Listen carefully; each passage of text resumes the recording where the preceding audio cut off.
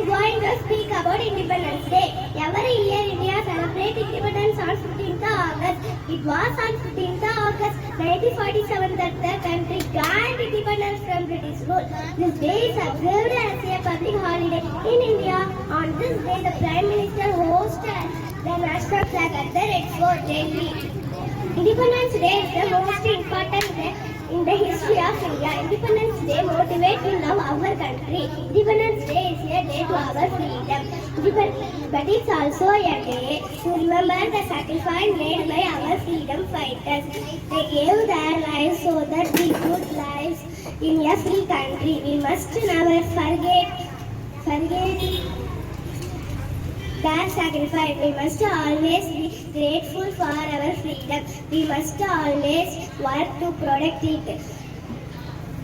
Wishing you a day of joy and togetherness as we celebrate Independence Day. On a day filled with pride, happiness and the spirit of India. Thank you.